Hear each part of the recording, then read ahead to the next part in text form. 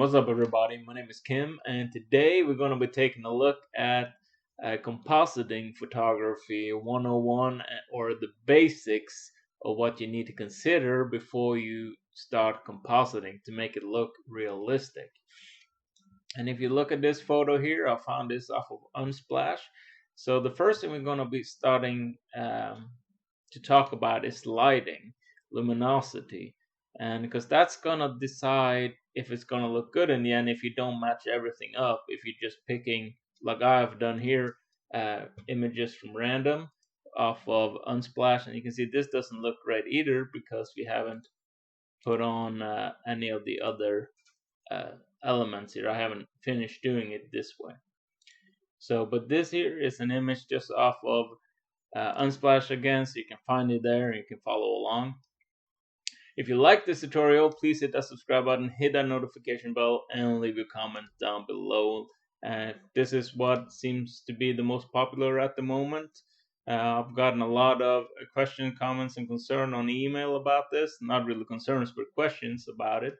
So I figured I'll start a little series. Let's get to it.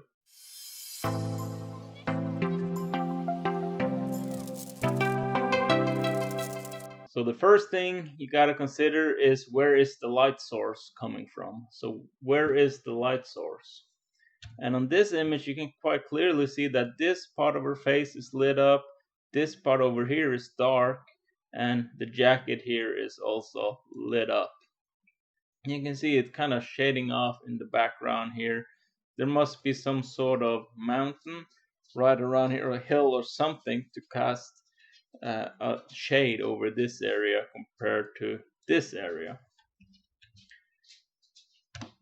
And so what you need to consider is, if you go out in the sun and you stand up, you hold your arm up in front of the sun, so your sun is shooting or giving light onto your arm here, and you look at it from back here, you're gonna see a halo through your arm hairs here, because the sun is brightening up everything on this side of the arm, while everything on this side, the inside of your arm, is casting a shadow, or having a shadow, is darker, because it's the sunlight isn't going to bend around the arm.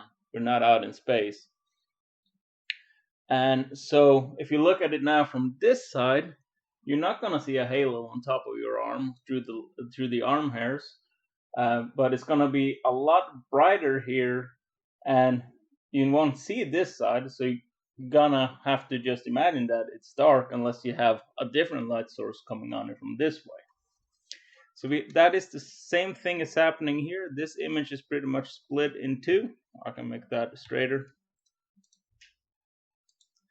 like so.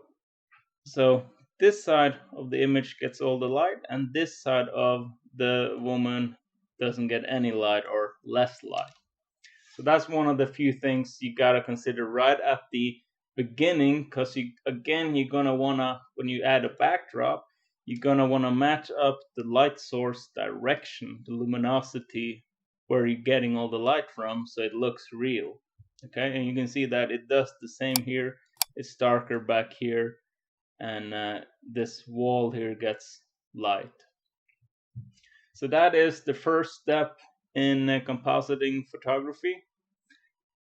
I hope you liked this tutorial. If you did, it's not really much a tutorial as a theoretical explanation of lighting. Next time I'm going to get to the cutout part, which I have a whole bunch of videos on, so I'm not going to go in depth of how to actually cut it out. I'm just going to talk you through a few of the principles when you cut out, with feathering and the masking part of that as well. So see you all next time.